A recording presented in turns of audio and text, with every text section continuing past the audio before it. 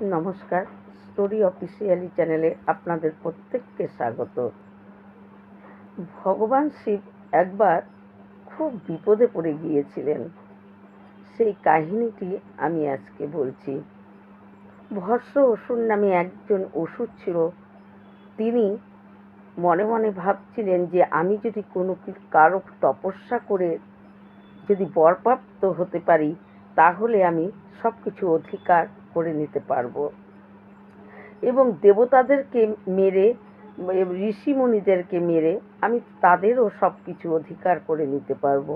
এই ভেবে সে শিবের তপস্যা করতে থাকে এবং কঠোর শিবের তপস্যা করার পর শিব তার কাছে আসে এবং তখন সে বলে যে আমাকে তুমি এই বর দাও যাতে আমি যার মাথায় হাত দিব সেই ভস্ম হয়ে যায়।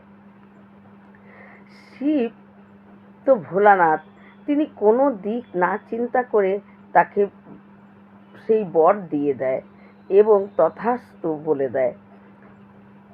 যেই ভস্ম অসুর বর পেয়েই প্রথমেই শিবের মাথায় হাত দিতে যায় যে তুমি যে আমাকে বরটা দিয়েছো সেই বরটা ঠিক মতো কাজ করে কিনা সেটা দেখার জন্য শিবের মাথায় হাত দিতে যায়। আর মনে মনে তার এটাও ইচ্ছা ছিল যে যদি শিব ভস্ম হয়ে যায় তাহলে কৈলাসটাও আমি দখল করে নেব। শিব অনেক বারণ করা সত্ত্বেও যে আমি বর দিয়েছি, সেই বরে তুমি আমাকেই পরীক্ষা করে দেখবে আমার মাথায় হাত রেখে। কিন্তু শিবের কোনো কথা না শুনে ভস্ম অসুর যখন জোরাজোরি করছিল, শিব তখন বেগতিক দেখে দৌড়াতে থাকে। আর ভস্ম অসুর শিবের মাথায় হাত দেওয়ার জন্য শিবের পেছনে পেছনে তিনিও দৌড়াতে থাকেন। মহাদেব দৌড়াতে দৌড়াতে ভগবান বিষ্ণুর কাছে চলে যায়। বিষ্ণু মহাদেবের এই অবস্থা দেখে বিষ্ণু জিজ্ঞাসা করে, ভোলানাথ তোমার কি হয়েছে? ভোলানাথ বলে, এখন বলার মতো সময় নেই প্রভু, আমি বর দিয়েছি, সেই বরই আমার উপর প্রয়োগ করার জন্য আমার পেছনেই ভস্ম অসুর ছুটে আসছে। ভগবান তখন ভোলানাথকে লুকিয়ে রেখে ভগবান নিজে এক সুন্দরী মোহিনী রূপ ধারণ করে।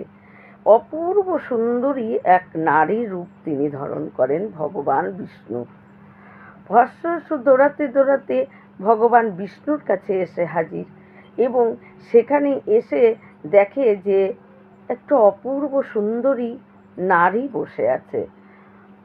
ভস্ম অসুর তখন শিবের কথা ভুলে যায়, ওই নারীকে দেখে নিজে মোহিত হয়ে যায় এবং সেই নারীকে বলে যে আমি তোমাকে বিয়ে করব।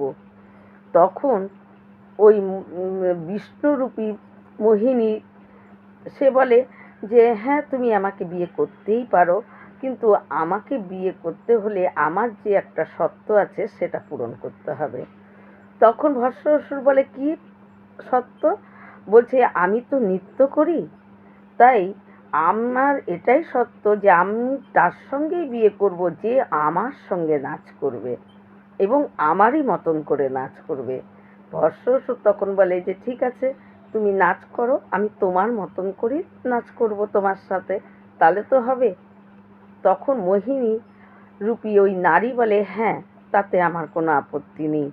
তখন ওই মোহিনী রূপী সেই নারী সুন্দর যে বিষ্ণু যে মোহিনী রূপ ধরেছিল সেই মোহিনী নাচতে শুরু করে এবং ভস্ম অসুর ওই মোহিনীর মতন করে মোহিনীর সাথে নাচতে থাকে এবং নাচতে নাচতে যখন নাকি ভগবান ওই মোহিনী কি করেছে, নাচের মুদ্রার মধ্যে তিনি একবার তার নিজের হাত তার মাথায় রাখে এবং ভস্ম অসুরও নাচতে নাচতে এতটাই মোহিত হয়ে গেছিল, তিনিও মোহিনীকে দেখে মোহিনীর মতন করেই নাচতে গিয়ে তার নিজের হাতটি তার নিজের মাথায় রেখে দেয় আর সাথে সাথে ভস্ম অসুর ভস্ম হয়ে যায় এবং ওই মোহিনী রূপ তখন আবার বিষ্ণু রূপে ধারণ করে এবং ভগবান শিব তখন বেরিয়ে আসে।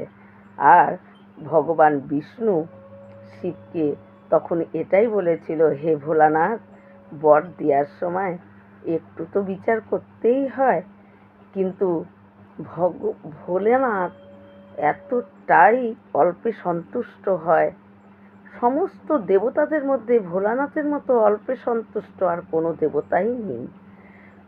মন দিয়ে ভক্তি ভরে একটা বেলপাতা দিলেই ভোলানাথ সন্তুষ্ট হয়ে যায়। তার জন্যই তো তার আর এক নাম আশুতোষ। তাই ভোলানাথ কোনো কিছু দেখে না, তাকে যদি ভক্তি ভরে একটু ডাকা হয় সে সন্তুষ্ট হয়ে যায়।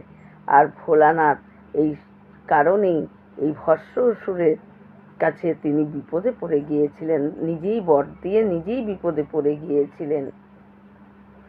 এই রকম ভিডিও পাওয়ার জন্য আমার চ্যানেলটিকে সাবস্ক্রাইব করবেন। নমস্কার।